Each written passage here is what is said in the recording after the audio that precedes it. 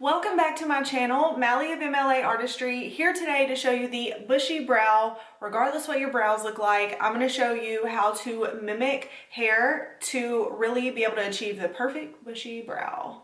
And enjoy. Let's get some better brows, shall we? And yes. So things you're going to need is a mixing palette, a damp paper towel, and then you will also need an angled brush, relatively small. And I personally use the dark brown in the Dipbrow Pomade by Anastasia Beverly Hills. That is a clear brow gel, also very helpful.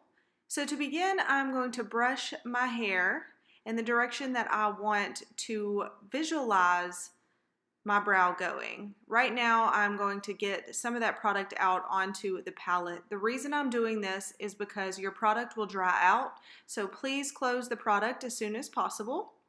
And now I'm going to pick up some product, squeeze with the damp paper towel, and get the brush as skinny as possible to mimic hair strokes. So right now I'm filling in a bald area and I'm going in strokes that go the direction that I'm going to brush my hair up, so it blends in very well. I'm also going to brush this hair out of my way so that way I can get really clean swipes. For this particular area, I'm actually going to stencil out very, very lightly to kind of show y'all where I'm drawing these strokes and how I'm coming up with my shape. My other brow tutorial actually has a diagram to learn your perfect brow, if that's helpful.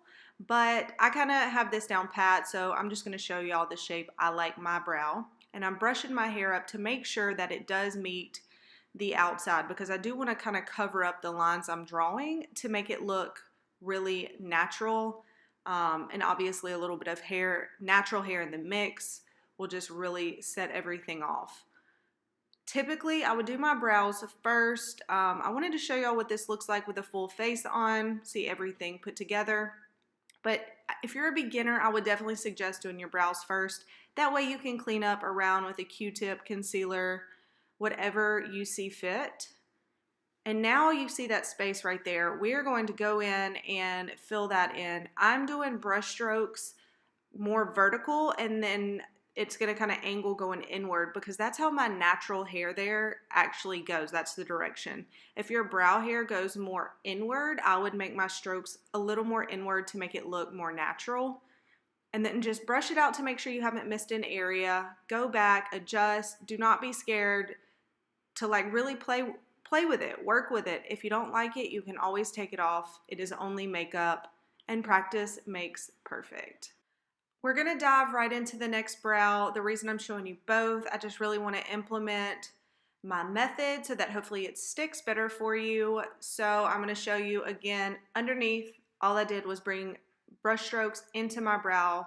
Now I'm drawing that subtle outline to be my guideline to know when to stop the brush strokes, make sure that I am not too far away from my natural hair, and I am just going in and making brush strokes that look like hair. It is a lie, but you know what? It looks so good, so I'm not even mad about it, okay? So you really just want to work that in. You can see the lines there, and then brush the hair upward the same direction you've drawn those lines.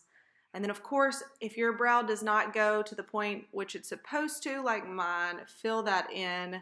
Again, my last brow tutorial definitely has the diagram. It's implemented 3 times, and a really easy way to learn the perfect brow for your face.